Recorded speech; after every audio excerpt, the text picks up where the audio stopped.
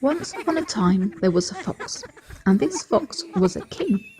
But he wasn't a kind king, and he reigned over his subjects using fear and mockery. Fox had become king by means of a strange power. Fox saw what the villagers' fears and weaknesses were, and he used that to turn them into whatever he felt like at the time. He did it to make fun of them, and to make them make fun of each other.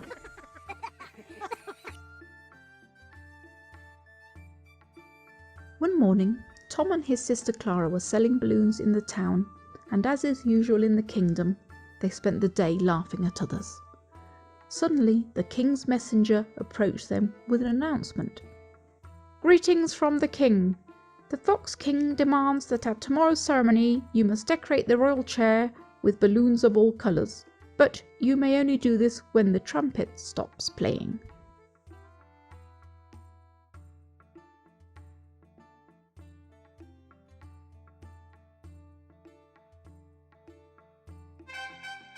The next morning at the ceremony, Tom and Clara patiently wait for their cue.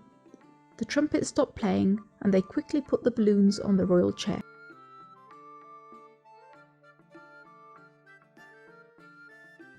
Oh, but what a surprise! The royal chair takes off up into the air. Clara jumps up and grabs the chair, and then Tom jumps and hangs on to Clara's foot. Tom and Clara fly up into the sky, hanging from the royal chair. When the king sees them, he is annoyed and casts his magic spell. He turns Clara into a balloon and Tom into a toad. The wind blows the chair away from the town, frightening poor Tom and Clara. The storm continues to take them further and further from the kingdom and closer to the mystical forest. Once over the forest, Clara is frightened at the sharp, pointy tips of the trees, and they fall. Tom extends his long toady tongue and manages to land them safely in the forest. "We survived! I can't believe it! And now, what will we do?" says Clara. "We must find a way to return to our normal selves," says Tom.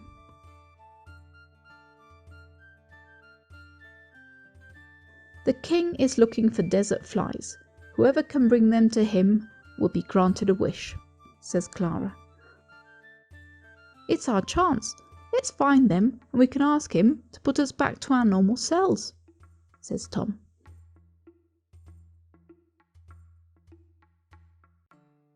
Tom and Clara go off in search of desert flies so they can become their normal selves again and not be teased.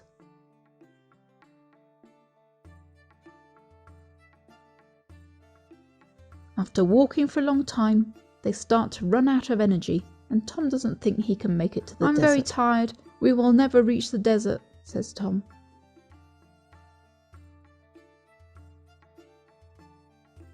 Tom walks distractedly and does not realise the danger that awaits him. "Ah!" Luckily, he puts out a hand and manages to hold on to Clara. They take flight again, thanks to Tom's long toady tongue.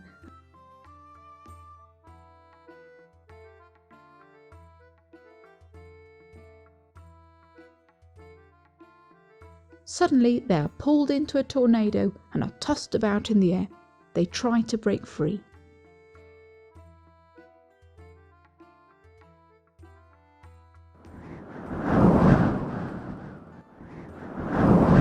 "Are you coming to make fun of me? I won't allow it," says the tornado. "No, we're headed to the desert.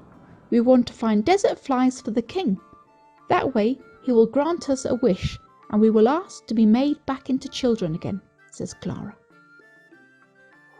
"The king turned me into a tornado just because I used to like playing at spinning around. Now everyone fears me and so I must live out here alone," says the tornado. "We can help you. We'll ask him to change you back too," says Clara. "Thank you.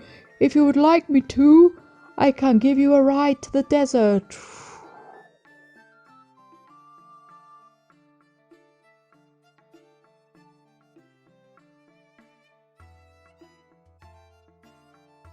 Thanks to their new friend, Tom and Clara arrive in the desert.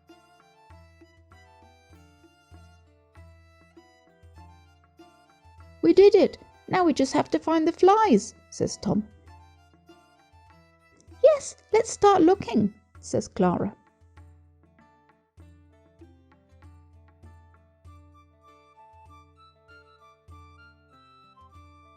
They searched and searched everywhere without finding the whereabouts of the desert flies.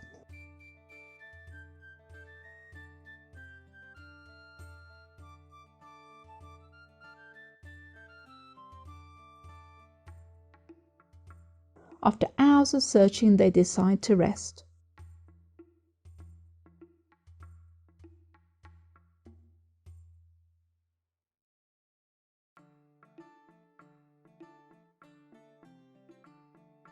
"Look, Tom, a fly," says Clara.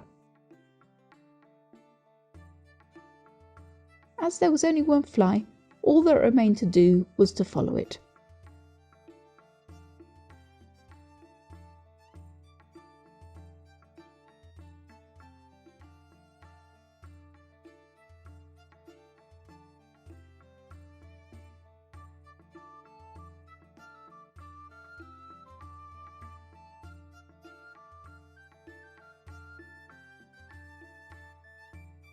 "The flies are hidden here. I can smell it," says Tom.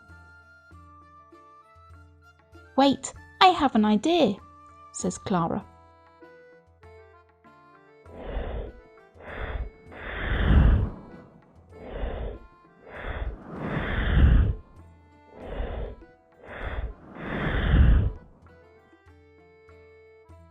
"Wow!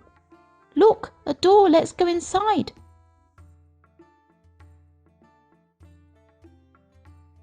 "Wow, what a strange place. What do you think it is?" says Tom. I think it's a science lab," says Clara. Tom and Clara go into what appears to be a science lab, hoping to find the flies.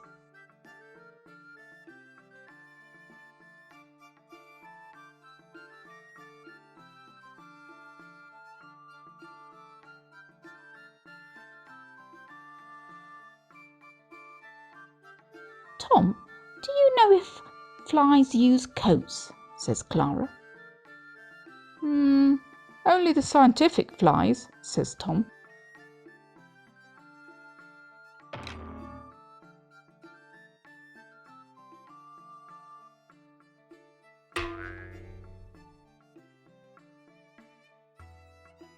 Tom and Clara wake up to find themselves tied up and stunned from the bump to their heads. They expect the worst. "I think the flies caught us, and not us them," says Tom.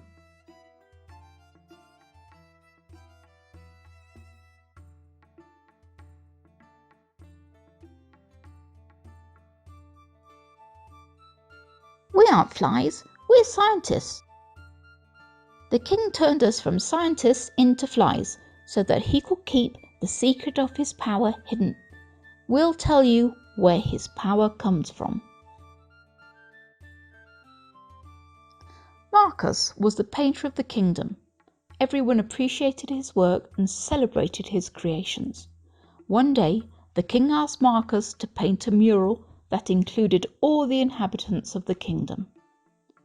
When Marcus finished the mural, he showed it to all the village, but some of the villagers began to mock him and throw tomatoes at him because they did not like how they appeared in the mural.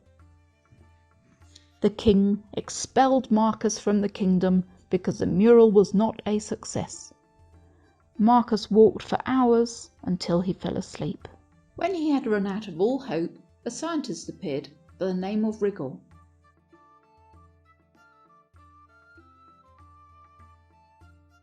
Rigor took care of him and gave him a job as an assistant in his laboratory. One day, while Marcus was cleaning the laboratory, a piece of paper caught his attention. It said, "The power of Magic Quartz, how to transform things at will." Time passed and Rigor continued with his investigation into the Magic Quartz. While doing an experiment, he disappeared into a puff of smoke. Marcus was sad that Rigord had disappeared, so he began to put up posters throughout the kingdom. When the villagers saw Marcus, they mocked him again. Marcus felt fear and anger that they had made fun of him again, and he wanted revenge. He remembered the paper in the laboratory about the magic quartz. He followed the magic spell, and this turned him into the fox. Marcus put the magic quartz at the tip of his pencil and returned to the kingdom to turn everyone into monsters so he could make fun of them. Marcus became the king. "We need your help to recover the magic quartz and free everyone from the quartz spell," said the fly. "Oh, what a sad story. What can we do to help?" said Clara. "Early tomorrow the king will be at the plaza. It will be our opportunity," said Tom. "So what is the plan?" said Clara. "We do not know. We are very small, but thanks to this magnifying glass that we invented, we can appear bigger," said the fly.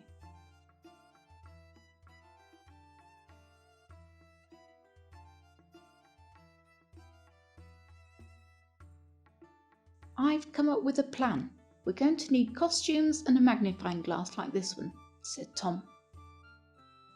Tom, Clara and the scientists go to the town to carry out the plan.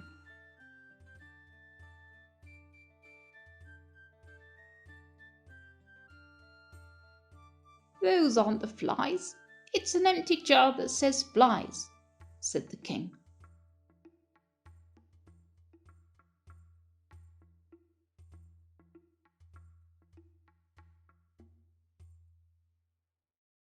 "Greetings, king. I have brought you the desert flies," said Tom. "We have come for the king. Give us the pencil and we will let you go," said the scientific fly. Everyone in the kingdom panicked when they saw the giant flies through the magnifying glass. Tom was getting closer and closer to the pencil and was just about to take it when the lens fell to the ground. The light from Clara's flashlight had burnt through the rope that was holding the lens up. "You, Toadman, you brought the flies in that strange container. Come here," said the king.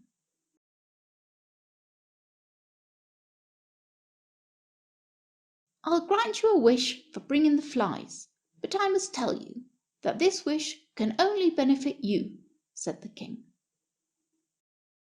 "Before, I just wanted to go back to being my old self, but today I know that we all deserve to be as we were before, so that no one makes fun of each other's weaknesses or differences. So, instead of wishing that I be as I was before, I wish to apologise for all the times I have laughed at everyone. I now see the pain it causes. The teasing has all of us living in fear. Fear of losing power. Fear of not being normal again. Fear of being friends instead of enemies."